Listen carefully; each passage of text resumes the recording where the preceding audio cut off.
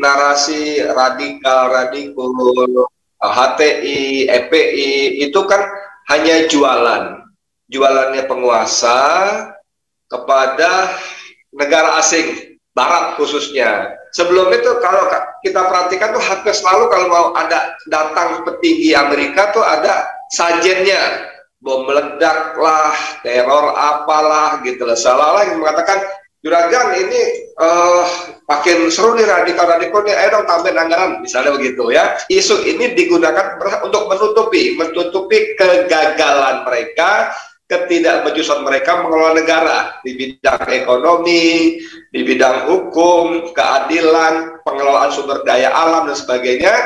Masyarakat lama-lama juga paham bahwa ini jualan yang makin lama makin nggak laku. Kerja-kerja investigasi ini diambil alih oleh para netizen. Wartawan-wartawan media mainstream khususnya yang selama ini nyaman dengan posisi dianggap sebagai media utama, arus utama, itu tidak melakukan kerja-kerja investigasi seperti itu. Harusnya anak-anak ini, wartawan-wartawan ini bertanya kepada polisi, apa betul begitu? Kenapa begitu dikejar? Tapi kan enggak, yang kita tahu produk mereka hanya menjadi corongnya polisi.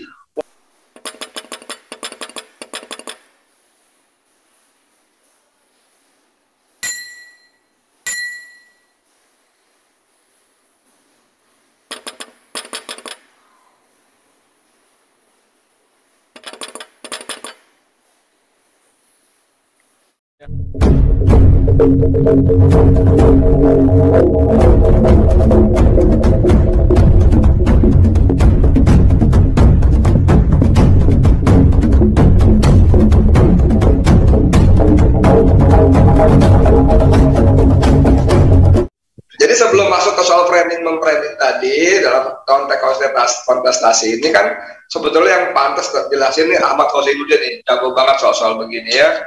Maksud saya begini, lawan-lawannya Anies itu takut betul kalau pemilu jadi ya, karena mereka hampir pada tahap hakul yakin kalau pemilu jadi Anies pasti menang. Kalau pemilu jadi Anies pasti menang, maka mereka takut dan melakukan penjegalan, pencegahan dengan segala cara.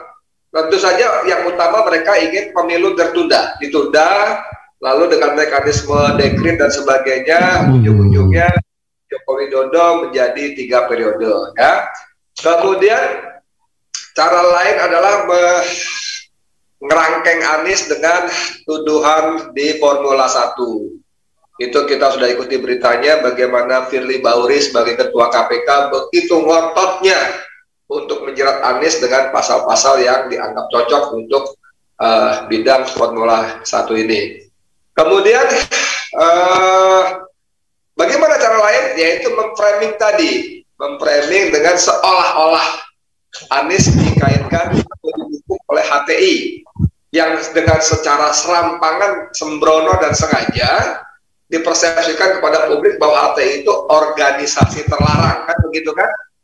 Dalilnya sudah dibubarkan, padahal kalau kita baca amar putusan hakim itu tidak ada kata kalimat yang menegaskan bahwa HTI itu organisasi terlarang. Yang ada adalah bahwa HTI dicabut badan hukum perkumpulannya gitu ya, Kang Ahmad Khosinuddin ya. Siap. Iya. Cabut BAP-nya, sehingga dia dianggap tidak mempunyai legalitas untuk beroperasi karena badan hukumnya dicabut. Tapi ini teman-teman pengacara yang lebih paham sebetulnya, itu tidak otomatis menjadikan organisasi yang BHP dicabut itu menjadi organisasi terlarang. Saya masih ingat bagaimana Munarman, mantan sekretaris umum FPI yang juga dibubarkan itu berkali-kali menjelaskan bahwa setiap organisasi massa, ormas, perkumpulan apapun namanya, itu tidak wajib memiliki badan hukum. Tidak wajib memiliki badan hukum. Badan hukum itu hanya opsional. Mereka boleh mendaftarkan organisasinya ke pemerintah atau tidak. Kalau mendaftarkan, maka dia berhak memperoleh bantuan dari pemerintah baik APBN maupun APBD. Dapat bimbingan, binaan dan sebagainya. Kalau tidak juga nggak apa-apa. Dan saya kira semacam HTI nggak ada urusan dengan bantuan pemerintah kan sebetulnya kan. Saya yakin. Tapi itu tadi dengan sengaja dipelintir, dinarasikan begitu rupa sehingga HTI itu adalah organisasi terlarang. Dan Pemerintah juga dengan sangat serampangan menyebutkan bahwa HTI itu, khilafah itu adalah ajaran terlarang yang bertentangan dengan Pancasila. Padahal kalau kita mengacu pada TAP MPRS nomor 25 tahun 66 kalau nggak salah, yang jelas-jelas disebut organisasi dan paham ajaran terlarang itu adalah komunisme, leninisme, marxisme, komunisme, leninisme, dan pokoknya PKI itu terlarang dan underbownya segala macam. Jadi tidak ada satupun dasar hukum yang menyebut khilafah sebagai ajaran terlarang. Nah, ini yang dilakukan oleh musuh-musuhnya Anies, bahwa bagaimana cara mencegahnya, yaitu dengan menempelkan, membuat fitnah-fitnah yang berisi seolah-olah Anies didukung oleh HTI, dengan harapan bahwa nanti orang-orang yang tidak memahami persoalan dengan benar akan meninggalkan Anies. Bang Edi Mulyadi, ini poin krusial ini. Apakah HTI itu sangat seksi untuk dijadikan kanalisasi framing negatif? Apakah HTI ini cukup seksi itu? Sangat seksi, sangat seksi, paling nggak menurut pemahaman dari penguasa. Oh, gitu ya. Mereka sudah menstigma dan menebarkan kebohongan, hoax, bahwa HTI itu organisasi terlarang. Padahal mereka tahu persis, karena vonisnya kan mereka yang pesan juga kepada hakim itu, bahwa HTI itu bukan organisasi terlarang. Bahwa HTI dicabut BHP-nya iya, tapi bukan organisasi terlarang. Tapi ditambah dengan narasi Islamofobia, dengan radikal-radikal tadi, khilafah diberi langsung dislepel ajaran terlarang, maka dianggap seksi sehingga bisa menjadi stigma, stempel buruk yang apabila dilekatkan pada seorang, maka orang itu ikut buruk, ikut terlarang, ikut jahat dan sebagainya. Tapi tadi saya katakan tadi, pertama, orang lama-lama tahu bahwa kampanye radikal-radikal itu adalah proyek untuk menurunkan anggaran secara resmi dari pemerintah, proyek untuk mengkolek dana dari mana? Dari para taipan konglomerat yang ketakutan dengan isu-isu yang sengaja dikobarkan. Lu kalau nggak bantu kita, nanti lu kalau HTI berpuasa, khilafah, lu ntar dipaksa sholat, lu dipaksa sunat dan sebagainya gitu lah. Diberikan gambaran-gambaran yang seram. Jadi gimana? Ya lu bantu gua dong pendanaan. Nah itu, seperti itu. Sebenarnya kalau kita melihat isu itu kan sangat banyak, beragam. Jadi mulai dari Morowali seperti yang diungkapkan sama Bang Ahmad Khosinuddin, kemudian ada kereta cepat yang itu cepat sekali kasusnya kan itu. Tapi keretanya itu kemarin tertabrak sampai meninggal, itu nggak jadi isu. Sampai keuangannya luar biasa, ini kekurangan juga nggak menjadi isu, ekonomi nggak jadi isu. Kenapa kan itu? Yang sering kali cukup ya seksi menjadi isu ini adalah HTI sama khilafah. Menurut Bang Edi Mulyadi sebagai seorang wartawan ini, pemilihan diksi narasi terkait dengan khilafah dan HTI ke depan, apakah memang bisa seperti itu ini Bang, dibanding isu-isu yang lain loh ya, seperti itu. Silakan Bang Edi Mulyadi.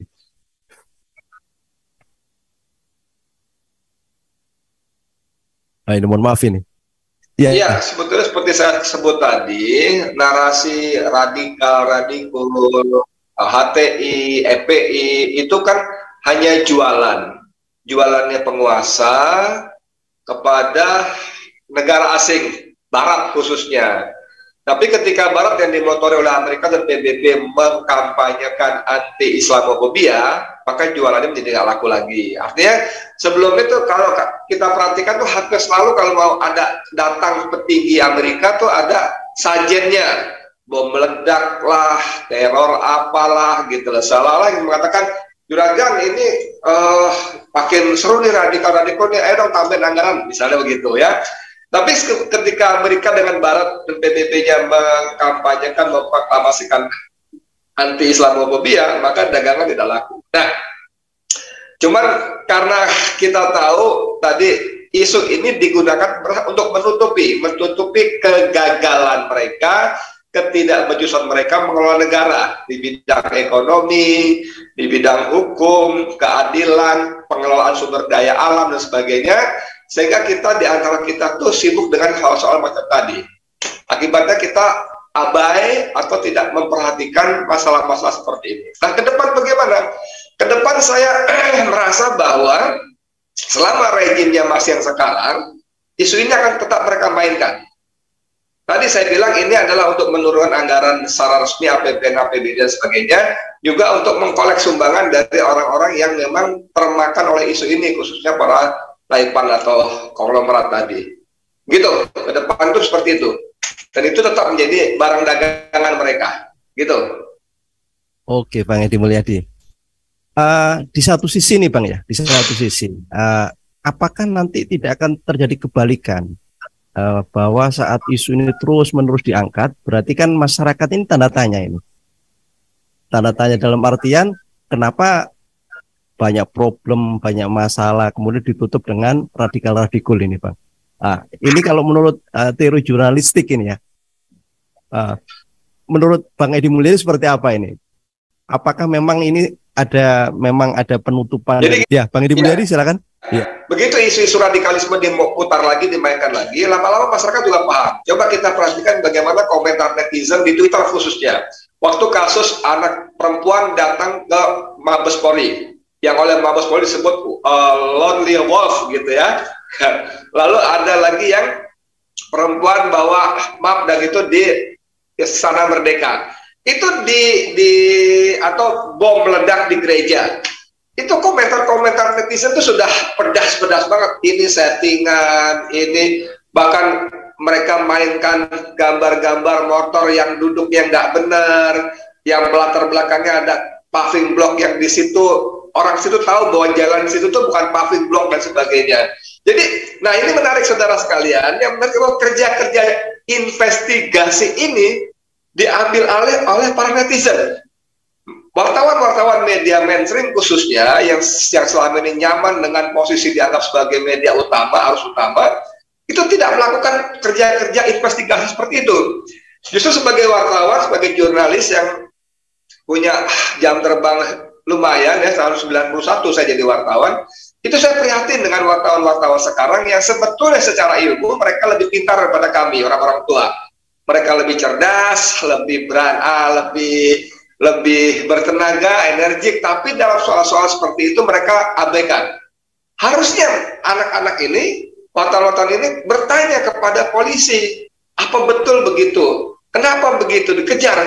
Tapi kan enggak, yang kita tahu produk mereka hanya menjadi corongnya polisi.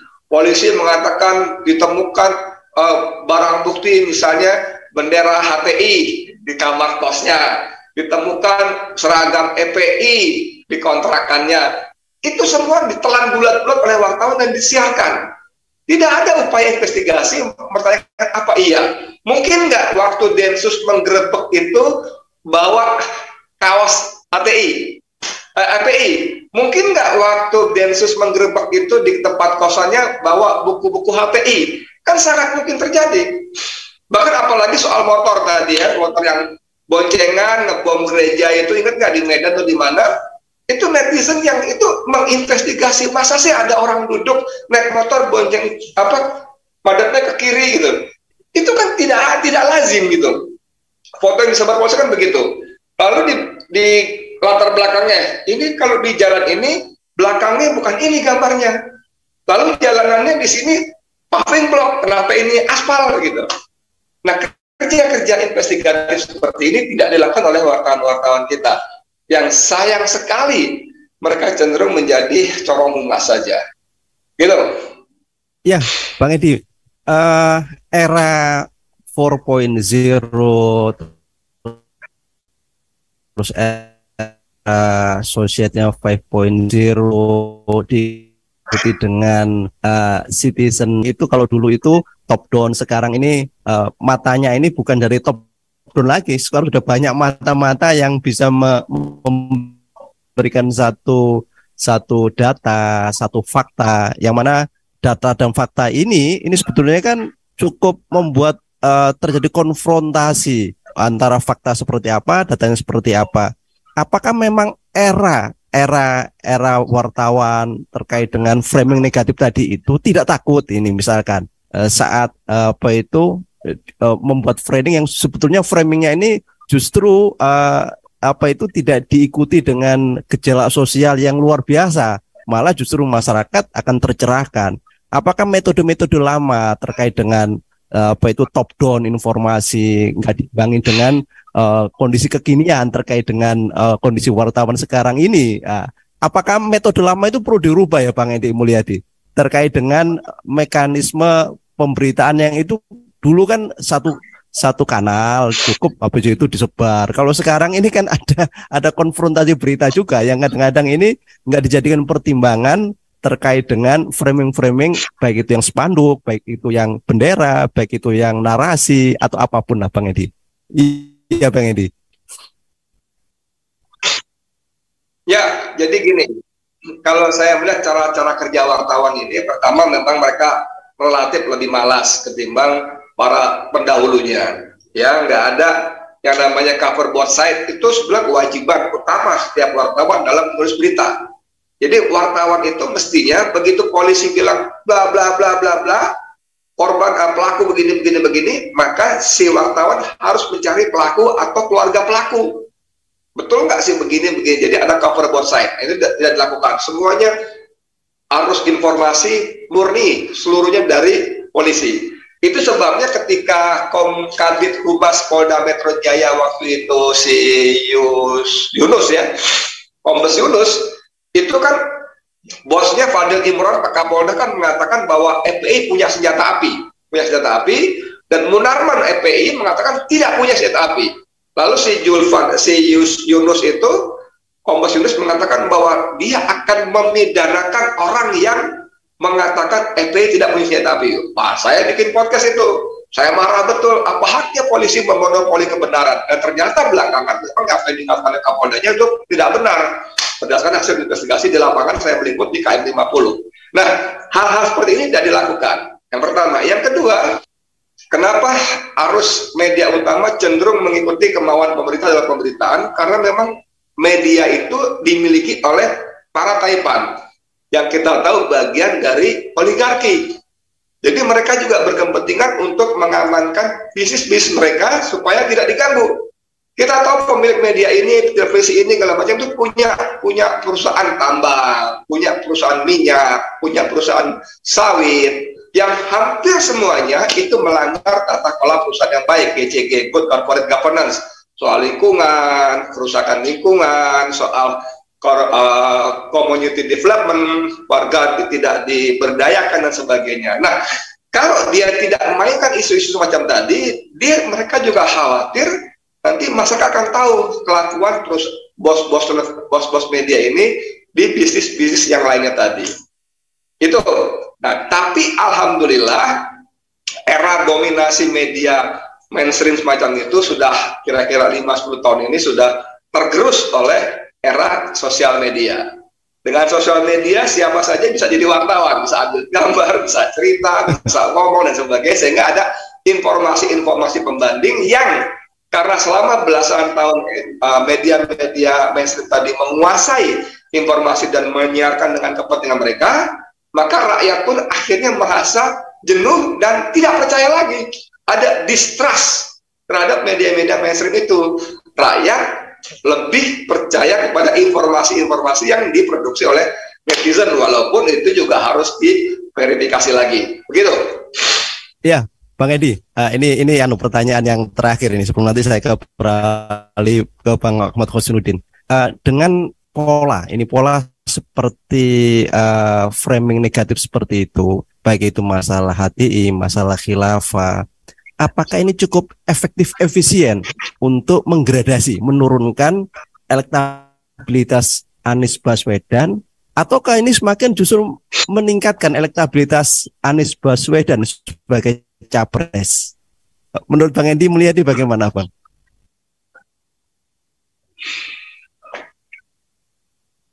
Saya sebetulnya malas ngomong begini, karena menurut saya capres ini tetap mengikuti irama gendang oligarki. Siapapun capresnya,